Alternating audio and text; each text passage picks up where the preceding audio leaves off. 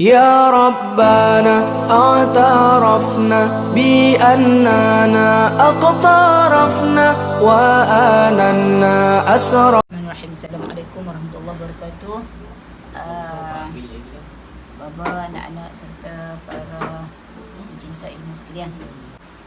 Kemarin kita tinggal satu masalah kepada tuan-puan, iaitu cerita tentang Din. Din ni mati, dalam akaun dia ada 50,000, termasuk 10,000 yang dalam akaun dia ni. Yang ini cerita dia, bini dia lah cerita. Termasuk 10,000 adalah duit dia menang judi, dia menang loteri. Okey. Kemudian dia ada hutang 20,000. Maknanya mula-mula kita kira dulu asal-asal duit Din yang ada dalam akaun 50,000. 50,000 dalam akaun, tapi kena tolak 10,000. Kena tolak 10 pasal apa? 10,000 ni adalah duit haram. Bila duit haram tak boleh jadi harta pusaka. Okey, jadi 40. Kemudian dia kata Din ni adalah dia berhutang. Dia berhutang 20,000. Jadi tolak pula, tinggal lagi 20,000. Bila 20,000 yang dia tinggal, rupanya maknanya pengurusan jenazah dia. Pengurusan jenazah dia 3,000. Jadi tolak 3. Tolak 3 jadi 17. Ini pengurusan jenazah. Pengurusan jenazah, kita kata kalau seorang tu dia ada menabung khairat kematian, tak apalah, ambillah duit khairat kematian dia kan. Tapi kalau kita kata dia tak ada menabung khairat kematian, maka kita kena ambil duit daripada harta dia untuk pengurusan jenazah. Kita kata pengurusan jenazah 3,000, jadi tolaklah daripada 20, tolak 3, tinggal 17. Din ni tak buat lagi haji, maka kena buat badal, kena tolak badal haji. Badal haji 3,000, tolak badal haji, maka tinggal lagi 14. Okey. Masa tinggal 14 ni, dia ada leha habak kata dia hasil padi dia tahun tu dapat 70,000. Tapi leha kata dia tak berkeluar zakat apa pun. Maka ketika itu, okey, jadi 14 yang tinggal ni dia ada 70,000. 70,000 hasil padi, dia tak berkeluar zakat. Zakat padi atau zakat tanaman kena kira berapa? Musyur. Musyur ni maksudnya 1/10 ataupun 10%. Maka 10% daripada 70,000 adalah 7,000. Okey, 7,000 ni maka kena tolak 7. Kita andaikan kata Din ni maknanya dia dapat 70,000, kemudian dia maknanya tak ada lah, tak lekat dah kat tangan. Leha kata 70,000 tu dia ada lah kot, dia pergi membeli apa lah, maknanya tak ada dah dalam simpanan dia 70,000 tu. Jadi 70,000, leha habak kata 70,000, maka kita kena tolak bahagian zakat dia kerana dia adalah zakat tanaman. Kita tolak 1/10 daripada 70,000, iaitu 7,000. Tolak 7, ni zakat dia, zakat padi. Tinggal lagi 7. Bila tinggal lagi 7, kita tengok dia ada lagi hutang dia, iaitu sebab kita kena kira hutang dulu kan, baru tolak wasiat. Dia ada tak wasiat? Ada. Wasiat Din ni dia ada wasiat 2,000 untuk bagi kepada satu masjid qaryah dia kan. Okey. Jadi dia ni pada bulan Ramadan tu dia telah melakukan jima' dengan isterinya di siang bulan Ramadan. Kemudian dia mati tanpa, kita kata dia tak buat apa-apa lah tentang perbuatan dia tu. Yang pertama kita kena jelas bahawa perbuatan itu adalah haram. Perbuatan jima' pada siang bulan Ramadan adalah haram dan dikenakan kafarah. Kafarah bagi jima' pada siang bulan Ramadan dia adalah mengikut tertib. dia mengikut tertib, iaitu mesti kita kata puasa 2 bulan berturut-turut. Jadi puasa 2 bulan berturut-turut. Jadi bila kita kata puasa 2 bulan berturut-turut ni adalah untuk lelaki sahaja. Kalau suami isteri berlaku jima antara kedua mereka pada bulan Ramadan, siang Ramadan, maka yang kena kafarah puasa ini adalah suami sahaja. Puasa 2 bulan berturut-turut tu. Maka kalau tak mampu, it'am sittina miskina. Tak mampu buat, baru kita kata dia bukan kafarah pilihan, tetapi kafarah yang mengikut tertib. Barulah dia berpindah kepada memberi makan 60 orang miskin. Memberi makan 60 orang miskin ni, ini adalah kafarah puasa, kafarah untuk orang yang jima isterinya pada bulan Ramadan. Okey, siang bulan Ramadan. Nak kira macam mana 60 orang miskin ni nak kira perhit lagu mana? Dia ikut ulil amri negeri masing-masing. Kalau Kedah kita, dia kira, kalau dalam kitab memang dia sebut mudun. Dia kafarah dia adalah mudun min aqwatin nas. Satu cupak daripada bijirin setempat. Kan maksudnya kita kata secupak beras lah kalau kita ni mudun. Jadi secupak beras kalau ikut di dalam negeri Kedah ni hanyalah RM1.80 sahaja. Maksudnya 60 orang miskin ni dia bawa keluar dah RM1.8 kali RM1.8.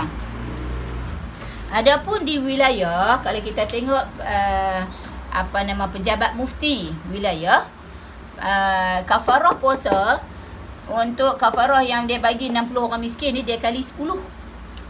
Maksudnya dia kali 60 orang, per head dia kali RM10. Jadi kalau sehari maksudnya 600. Kena tolak 600. Ini kalau kita kata mengikut pejabat mufti wilayah. Okey. Jadi nak ikut mana? Kita kata ikut suka. Tetapi maksudnya kalau kita kata apa RM1.8 ni sikit sangat ni.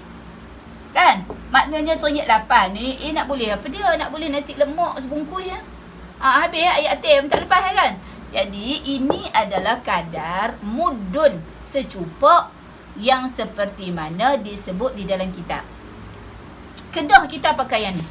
Maknanya yang lebih baiknya kita ikut ulil amri negeri kita. Maksudnya kita kali 60 kali RM1.8. Ini kita andaikan kalau Din ni orang Kedah. Tapi kalau Din dia orang Kuala Lumpur, dia kena ikut ni. Kalau Din ni orang Kuala Lumpur, dia buat kelaku dia macam tu, kafarah puasa dia kena kira memberi makan 60 orang miskin 60 kali 10. 10 ni ditetapkan oleh ulil amri peringkat wilayah persekutuan. Pejabat mufti mereka meletakkan untuk per head dia kira seorang fakir miskin tu memberi makan ialah dengan kadar RM10. Jadi 60 kali 10 sama dengan 600. Maka kalau kata Din ni duduk Kuala Lumpur, kena tolak 600 ya. 7,000 tolak 600. Okey. Jadi kita kata kalau Din ni duduk orang Kedah, maka 7,000 dia 7,000 RM1.8 kali 6 kupang 6 kupang dah kali 60 orang sama dengan RM108. Ni 7,000 tolak RM108. Kafarah puasa dia ni hanyalah RM108 sahaja. Bezalah sangat ni. Kan kalau duduk Kuala Lumpur 600. Jadi pasal apa? Sebab kadar untuk dikira satu kepala miskin itu berbeza antara negeri Kedah dengan negeri wilayah persekutuan. Okey. Fatwa negeri Kedah menyebut kali satu cupak beras iaitu RM1 kadar dia ialah RM1.8. RM1.8 kupang, maka 60 kali RM1.8 kupang, jawapan dia RM108. Okey. Tolak yang tu RM108. Jadi 689200. Okey. Ada satu lagi yang semalam ni Tuan Azizan, Cik Azizan dalam Telegram, dia tolak terus dengan wasiat. Sebab dia ada wasiat 2,000. Bukan, dia ada satu lagi yang kena tolak. Apa dia yang kena tolak? Iaitu fidyah sehari puasa yang Din tinggal pasal jimat isteri dia. Kan puasa dia terbatal, puasa dia rosak kan? Puasa dia rosak atau terbatal kerana dia jimat isteri dia. Okey? Kafarah puasa itu ialah kafarah bagi kesalahan dosa dia tu ialah kena puasa 2 bulan berturut-turut. Kalau tak mampu, maka dia mengambil yang ni, memberi makan 60 orang miskin. Tetapi puasa dia pada hari itu telah terbatal. Puasa dia sehari hari itu telah terbatal. Dan kita kata Din ni tak qada lah. Kan? Orang kata Din ni kok dia qada ke apa? Kita tengok dia punya cara hidup dia. Din ni main judi. Kan? Din ni tak bawa keluar zakat. Kita kira Din ni tak bayar lah. Dia ni jimat isteri dia pada bulan Ramadan. Maksudnya dia ni bukanlah orang yang soleh. Dia ni orang yang celaru lah. Dia ni. Jadi kita kata dia tidak membayar sehari puasa. Dia tak qada sehari puasa dia yang rosak kerana jimat isteri dia. Ya? Maka ketika itu kena tolak berapa? Tolak lagi RM1.08. RM1.08. 108 ni apa dia? 108 ni adalah it'am. Ni 60 orang miskin. Kan? Kita kata kita nak bagi kepada 60 orang miskin ni. Kita buat keluar duit kita RM108. Waris Din tu. RM1.08 ni adalah fidyah puasa. Kadar fidyah puasa Din yang terbatal kerana jimat isterinya. Ya? Maka baki yang tinggal adalah 6890.2 kupang. Okey. Tolak wasiat Din 2,000. Maka yang tinggal daripada harta Din untuk difaraidkan adalah RM4,890 dan sen 20 sahaja. Daripada 50 lah.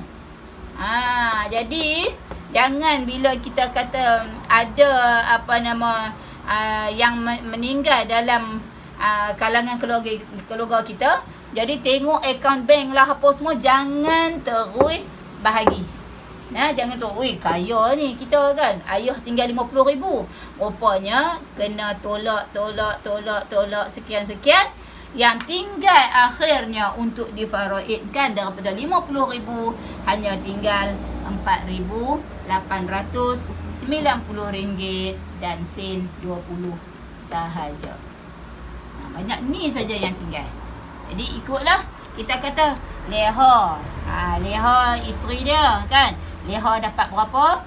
Dia ni ada anak-anak. Leha dapat 1/8. Ni leha pasal leha isteri dia kan. Kemudian katalah kita kata dia ni ada 3 orang anak. Nama Seman. Ni anak dia ni. Kemudian ada Nak. Ada Besar. Ni semua anak Din. Ni anak Din. Maka anak Din akan dapat berapa? Ni je yang ada. Anak Din akan dapat asabah atau 7/8. Bahagian 7/8 tu dapat ke anak-anak Din lah. Pasalnya leha seorang saja yang habis ambil fardu, orang lain tak ada. Daripada pewarisan, maksudnya Din tak ada mak ayah dia. Din hanya ada isteri dan anak-anak. Maka leha dapat 1/8, asabah lah kepada anak-anak Din untuk dapat baki 7/8. Jadi 1/8 nak kena kira kali berapa? 1/8 kali 4,890 2 kupang. Maknanya 1/8 daripada harta Din yang ditinggalkan. Tak boleh kira 1/8 kali 50. 1/8 kena kali 4890 2 kupang. Jadi leha hanya dapat RM611.28. Ni, RM611. Maknanya RM600 dia dapat kat leha daripada RM50,000 harta Din yang asal-asal duduk dalam akaun bank. 600 1/8. Kemudian antara anak-anak dia ni semua nak dengan besar ni, seman nak dengan besar ni, depa ni seorang anak lelaki. Maknanya seorang ni kali 2, yang ni kali 1 jadi hak ni depa ni kena kali daripada 4 lah kan. Hak ni bilangan dia kira seman ni kali 2 hak ni 1 jadi 4 lah. Okey. Jadi 4 bahagian. Untuk bagi kita kata baki lepas pada tolak dekat leha, baki tu bahagi 4. Bahagi 4 lah untuk nak bagi kepada anak-anak Din. Bahagi 4 kita dapat 1 bahagian. 1 bahagian hanya RM1099.73. 1 bahagian setiap nak dan besar dapat 1 bahagian iaitu RM1099.73. Ni 1 bahagian ni depa ni masing-masing dapat 1069.73 sen. Dan seman ni dapat banyak lah sebab dia dapat 2 bahagian iaitu dia dapat 2139.46 sen.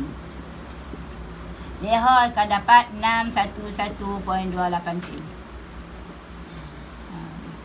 Hak ni saja yang tinggal untuk pewaris mendapat hak daripada si mati. Yang asal-asal dia ada RM50,000 tetapi kena tolak bahagian-bahagian yang sepatutnya ditolak, iaitu kena tolak hutang terlebih dahulu. Kemudian akhir pada hutang baru kita kira ni wasiat dia. Maknanya ketika ini boleh ke Din mereka tolak 2,000? Bolehlah, pasal yang baki sebelum tolak wasiat tu adalah 6890 kan. Jadi kita kata 2,000 ni 1/3 lah, sebab 1/3 kalau 6,000 dengan 2,000 lah kan, kita katakan ni 6,000 lebih. Jadi bolehlah wasiat ini dikira. Maksudnya tak payah tanya ni adakah setuju ke tak setuju. Tak setuju tak setuju wasiat ayah tu kalau lebih daripada 1/3. Ini dah memang 1/3 dah. Daripada 6,000 lebih ni 1/3 nya adalah 2,000 kan. Jadi maknanya tak lebih daripada 1/3. Maka dilaksanakan wasiat tersebut, tolak wasiat dan tinggallah yang ada untuk pewarisan harta adalah 4890 2 kupang. Ini sahaja untuk dibahagikan kepada pewaris yang tinggal. Kalau pewaris tu ada mak ayah dia lagi sikit lah. Lagi sikit lah dapat setiap anak-anak dia tu, sebab anak-anak akan dapat asrabah kan. Jadi kalau kita kata 4890 2 kupang ni, ni leha isteri dia. Ni leha ni isteri.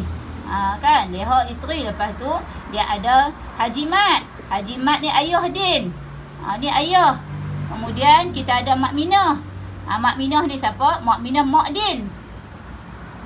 Lepas tu baru ada Seman, baru ada Nak, baru ada Besar. Maka ni lagilah semakin sedikit. Ni 1/8, yang ni 1/6, yang ni 1/6. Jadi baki berapa je asabah tu? 24 kan? 3, 4, 4. Dah 8, 11. 11 tinggal lagi 13. 13 bahagian daripada 24 tu. Kira lah. 13 sini dapat kena bahagi 4. Lagi sedikit lah kita kata, sebab hak ni dah bagi dah. Maknanya mereka tak dapat lah 1,000 lebih tadi tu. Kan? Sebab tadi tu tak ada ni. Tok Wan mereka tak ada. Tok Wan dengan Tok tak ada. Ini dah Tok Wan dengan Tok pun duk ada lagi. Din mati masih lagi ada ayah dan ibu kena bagi dulu. Lepas tu barulah tinggal harta hak lebih tu baru bagi dekat anak-anak. Anak akan tetap dapat sebab mereka adalah orang yang wajib dapat.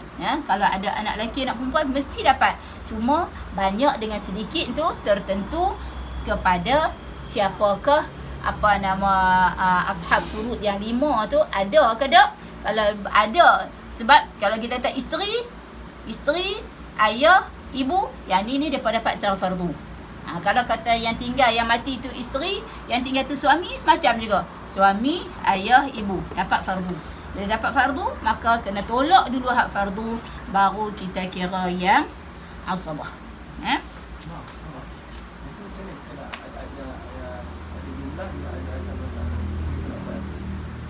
Seterusnya kena kita tambah bagi-bagi, kena nak bagi mantap, betul tak? Dia macam mana maksud dia hak ni? Kita dah tahu dah, kita dengan dapat 3 bahagian.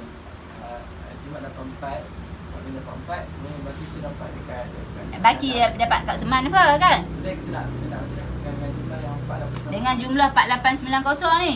Yang ni yang kalau dia ada satu lagi masalah, dia sebut tashih masalah. Tashih masalah tu dia kena ada satu step lagi. Dia ada satu step lagi lah. Tashih masalah tu nanti kita akan mengaji juga. Tashih masalah tu apabila ada kita kata saham atau yang saham atau habuan apa lah yang dapat tu ada lebihan begini, kita nak bahagi tu, maka kita ada satu step lagi. Nama dia tashih masalah. Ni tapi kalau hak ni tak apa, sikit je. Duit kalau tak dekat takat sikit macam ni, kita boleh kira senang je. Kan maknanya kalau kita boleh kira je 1/8 daripada yang ni pun boleh dah. 1/6 daripada yang ni, 1/6 daripada yang ni. Tapi kalau mai harta ada 1 juta, harta ada 650,000, hak tu jenuh lah. Yang tu yang dia ada perkiraan dia lagi. Dia ada satu step lagi yang disebut sebagai tashih masalah. Nanti kita akan cerita tentang tashih masalah pula. Tashihul masalah iaitu pembetulan kepada masalah. Daripada asal 24 nak bahagi berapa? Tak kali di sini tak dia kena kali 4. 4 tu perbesar. Dia perbesar tu untuk dapat dia punya ni. 4 pasal apa? Sebab bilangan dia tengok kepada asabah tu. Nanti kita tengok Okey. Ada perkara yang perlu kita sebut yang berkaitan dengan harta pusaka juga ialah pencen. Okey, pencen. Maksudnya jika seorang itu dia mati, pencen dia, okey, pencen dia yang dia tak sempat guna untuk maksudnya dia mati tu, katalah cerita dia mati bulan November. Dia mati 2 November. Okey? Pencen dia kata mama pun tak tahu pencen ni dia masuk berapa bulan sama gaji ke apa ke, tapi kita katalah pencen dia bulan Oktober. Dia terima dia masuk, kita kata pencen bulan Oktober tu masuk dalam akaun dia 30 Oktober. Okey? Masa tu dia duduk sakit. Jadi dia memang tak pi cucuk duit ke apa ke. Maka ketika dia meninggal, pencen yang belum dibelanjakan ni pencen. Pencen dia katalah pencen dia 3,000. Okey? Pencen yang belum dibelanjakan adalah dikira sebagai harta pusaka.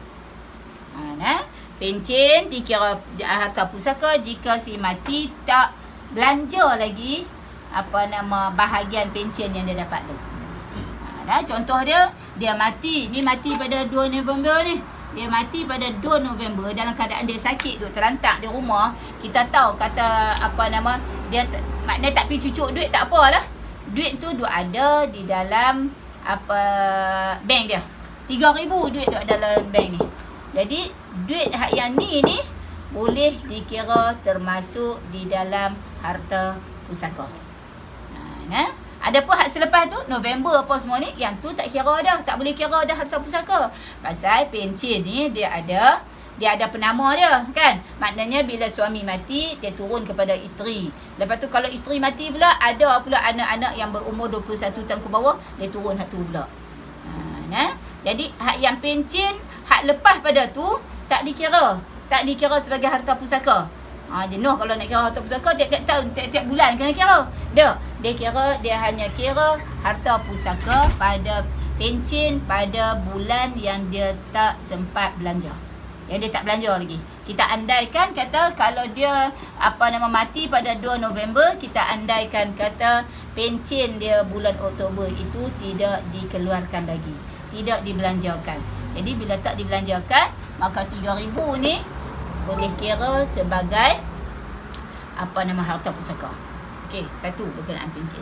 Yang kedua, kita kata duit sumbangan. Inilah orang sedekah mati ni.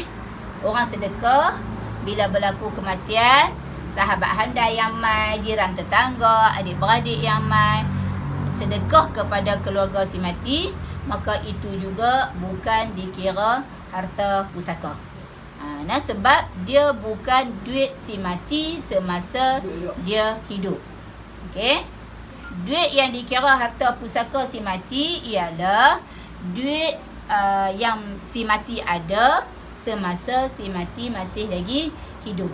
Jadi kalau kata orang main bagi lepas tu kan, maksudnya dah ada ayah depa mati, jadi tinggal 4, 5, 6 beradik, jadi orang main bagi ni sumbangan untuk anak yatim.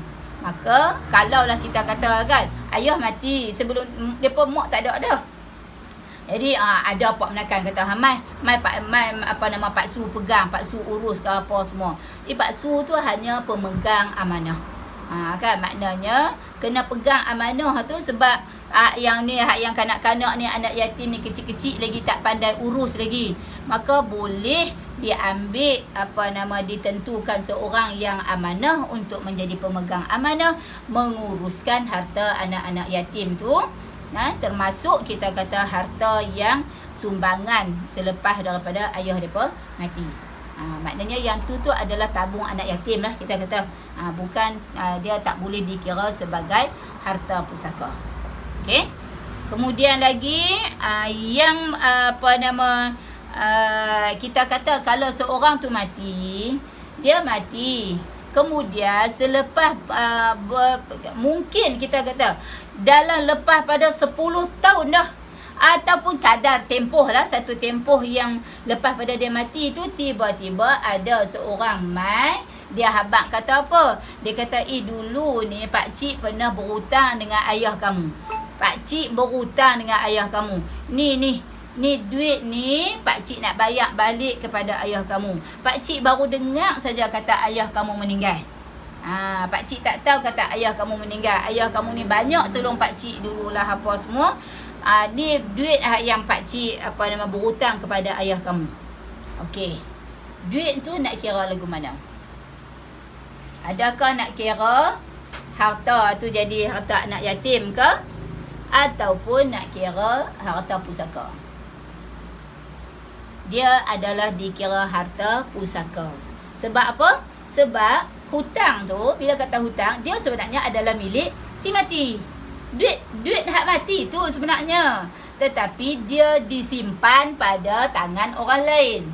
Orang lain ni berhutang dekat dia kan. Maknanya duit tu adalah duit dia. Tapi tak ada dekat dia. Dia dah tolak kepada orang lain.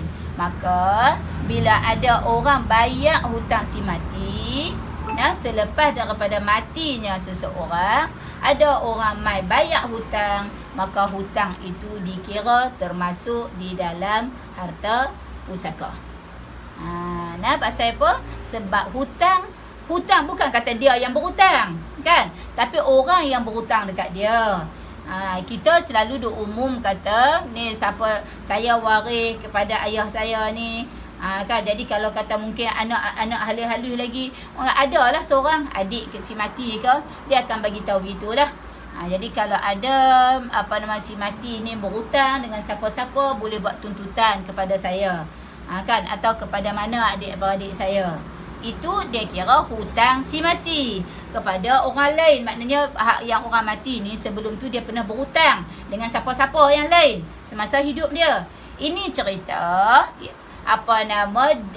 maka kalau macam tu kan, kalau keadaan macam tu kena tolak lah kan. Kawan tu mai habaq kata dia ada ayah ni ada sekian-sekian hutang dekat dia, ada bertulis Sebab bertulis hutang ni dia kena bertulis. Dia tak boleh sandak kepada cakap-cakap saja. Ayah kamu hutang dulu. Hutang makcik dulu. Mana dia? Ada bukti apa? Tak boleh kita nak bersandak kepada cakap-cakap lisan sahaja. Sebab tu ayat tentang hutang ni satu muka surat kan. Dalam surah Baqarah ayat 283 kalau tak silap. Surah Baqarah ayat 283 tu ayat yang paling panjang di dalam Al-Quran. Satu muka cerita bab berhutang saja. Maknanya kesimpulan dia hutang ni dia kena bertulis. Dia kena bertulis. Pasal apa? Sebab kalau kita kata berhutang, sama ada kita berhutang dengan orang atau orang berhutang dengan kita, kalau kita tak tulis, maka tak ada sandaran atau tak ada bukti. Kalau kita kita bagi orang berhutang, kita nak tuntut, kan? Kita kata dia hutang dengan dia hutang dengan ayah saya, kan? Ayah saya mati. Pakcik itu dia berhutang dengan ayah saya. Mana bukti? Pakcik tu kata, aku tak pernah berhutang. Nak kata lu mana? Kan, jadi sebab tu kena ada tulis. Kena ada akad lah. Akad maknanya kena ada, simpan lah. Kalau kata pasien lo ni WhatsApp ke ataupun buat perjanjian ke, tambah-tambah kalau amount yang banyak. Amount yang banyak lagi lah kena tulis. Saya Haji Idris telah memberi pinjam atau telah memberi hutang kepada Haji Seman, saya tarikh sekian-sekian sebanyak berapa. Jadi perjanjian dia begitu-begitu. Kan? Jadi kena tulis. Pasal apa? Sebab kalau tak tulis, nak menuntut antara orang yang berhutang tu tidak ada. Ya, kena ada surat hitam putih. Sama ada buat surat ataupun ni pasien WhatsApp ke apa ke, maknanya ada kaki dia lah. Kan, tak boleh bersandarkan kepada cakap-cakap sahaja. Tiba-tiba ada ayah kita mati, orang mai tuntut. Ni ayah kamu hutang dengan pakcik dulu 5,000. Dah hutang apa pakcik? Adalah kata dia. Macam mana? Kan, jadi kita tak tahu. Ayah tak pernah cerita pun, kata dia berhutang lah apa semua. Jadi kita tak mau berlaku kezaliman. Kalau tiba-tiba pakcik tu dia nak mengambil kesempatan saja, kan. Jadi dia telah berlaku zalim kepada anak-anak yatim. Jadi sebab tu tulis. Hutang ni kena tulis. Begitu juga maksudnya itu kes dia, orang berhutang dengan dia, kan. Jadi kes dia bagi hutang dekat orang, sama ada dia habaq atau tidak, kepada waris dia, mungkin dia habaq, kan. Dia habaq dekat isteri dia. Tu ada Pak Ku tu, dia hari tu ni dia masa dia nak buka kedai dia pinjam 20,000 daripada abang. Contohnya, tak bayar lagi lah apa, kan. Jadi yang isteri si mati ni dia tahu lah. Dia tahu, kata lepas tu ada surat hitam putih dah antara Haji hak mati ni dengan Pak Ku hak yang dia berhutang tu. Pak Ku tu berhutang dekat dia. Ada lagi senang lah, kan.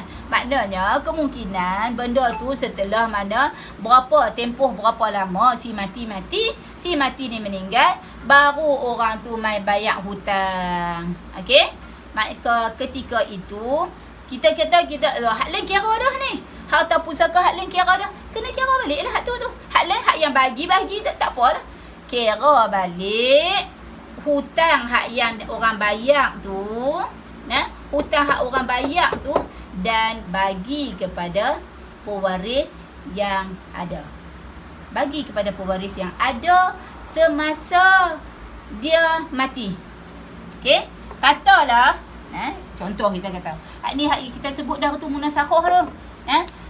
Ada orang mai bayar hutang 20k. Kita dah selesai dah. Bagi dapat dah masing-masing bahagian, kan. Isteri dapat berapa ribu, anak ni dapat berapa ribu, kalau ada ayah mak dia dapat berapa ribu, dapat dah semua. Tiba-tiba untuk satu tempoh tertentu ada orang mai bayar hutang 20,000. Hutang ni siapa dia? Hutang dia tu kepada si mati. Maknanya duit hutang yang si mati telah memberi hutang, bukan si mati berhutang. Si mati ni telah memberi hutang kepada sahabat dia amount sekian-sekian. Maka bila sahabat dia bayar, maka kena kira faraid. Sebab hutang si mati, bukan si mati hutang kan, hutang yang dibayar oleh orang lain, pihak lain kepada si mati adalah dikira harta pusaka. Sebab duit tu sebenarnya duit si mati. Cuma kita kata transit kat orang lain je. Kan, duit tu duit dia sebenarnya. Kalau ikut tu duit, kalau kita katalah dalam akaun dia asal-asal 50, kita tak ada dah selesai kira baki tu 50, sebenarnya ada lagi 20.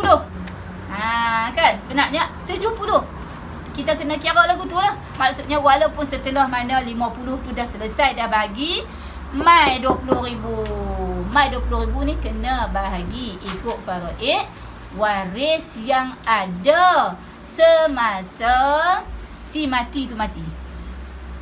Kalaulah si mati masa 20K ni, masa din tu mati, kita kata din mati, dia tinggal leha, dia tinggal nak.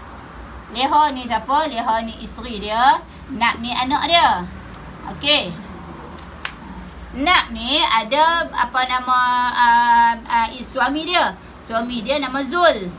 Zul ni maknanya dengan din menantu lah. Kan? Okey. Leha ni dia sebenarnya ada 2 lagi anak. Dia sebenarnya dengan din hanya dia ada Nak saja.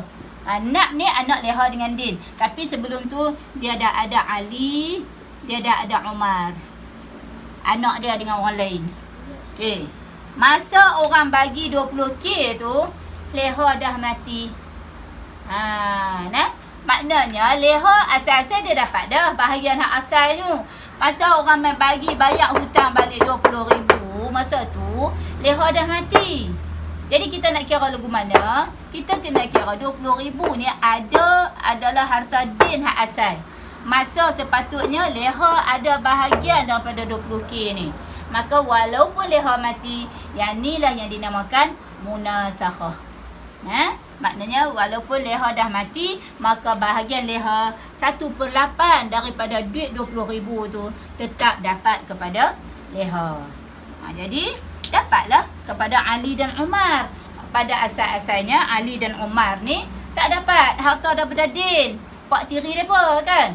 Tetapi maknanya hak asal memang tak dapat. Tapi rupanya bila ada apa nama hak pencen hak belakang ni, pencen pula dah, bayar hutang hak belakang ni, maka dikiralah harta untuk Ali dan Umar. Bahagian dia. Begitu juga Nak. Contohnya kalau Nak pula, Nak mati, maka apa nama Nak ni akan dapat 1/2. Kalau hak ni saja yang tinggal kan.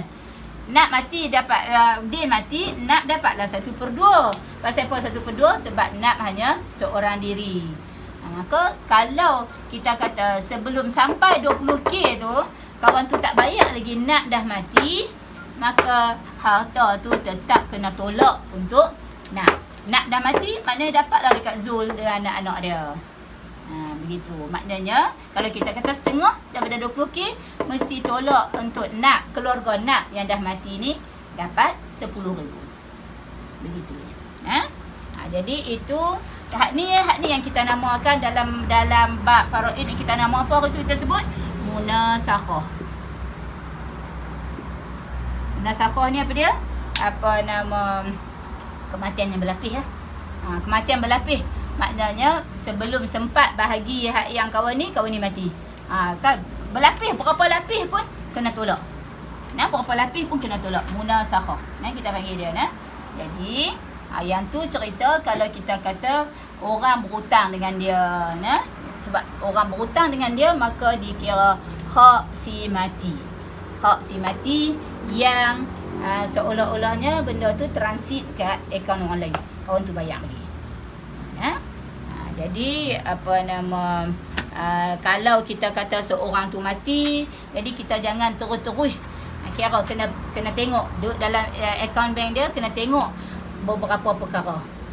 Maksudnya kalau kita kata dia ni seorang yang memang orang masjid lah, orang baik lah, kita mengandaikan kata dia tak pernah tinggal puasa, maka tak payahlah kita nak tolak fidyah puasa. Kan? Maksudnya dia ni orang yang baik, orang yang kita kata AJK masjid, memang orang soleh. Bila dia ni adalah orang yang soleh, kita mengandaikan bahawa puasa Ramadannya cukup. Kan maksudnya dia meninggal itu dia dalam keadaan tidak meninggalkan puasa Ramadan. Jadi tak payah tolak fidya puasa. Jadi kita tengok, dia ni Haji Me'e yang mati. Maknanya dia dah pergi buat haji dah. Tak payah tolak. Kan maksudnya badal haji tak payah tolak. Kemudian pengurusan jenazah dia rupanya dia ada tabung khairat kematian. Dia memang ada tabung tu. Jadi tak payah tolak pengurusan jenazah. Kan maknanya kemungkinan kalau kata ada 50,000 tu, 50,000 tu bersih. Pasal tak ada tolak hutang apa-apa. Kecuali kalau dia ada wasiat, barulah tolak wasiat. Kalau dia tak ada wasiat, maka tolak hutang pun tak ada. Kan maknanya dia tak pernah hutang dengan siapa-siapa lah. Orang baik lah dia ni. Tak pernah tinggal puasa haji pun dah buat dah. Kemudian zakat pun dia bayar. Maka kira lah daripada asal tu. Kalau contohnya dia lepas pada dia mati, orang mai bagi dia ni ada tanah bendang tapi dia tak buat. Kan dia bukan dia buat sendiri, dia upah orang. Jadi kawan tu mai bagi 50,000 lepas pada dia mati dah. Maka 50,000 tu kena tolak dulu 5,000. 50,000 adalah harta pusaka. Harta pusaka si mati tu termasuk dalam harta pusaka. Tapi dia kawan tu dah bagi lama dah. Jadi 50,000, jangan kata ni ada lagi duit ayah 50,000 nak bagi. Tak. Duit ayah hanya kena kira 45,000 saja sebab kena tolak usyur. Kena tolak 1/10 daripada hasil padi yang dapat yang orang mai bagi dekat ayah. Jadi yang tu dulu untuk hari ni.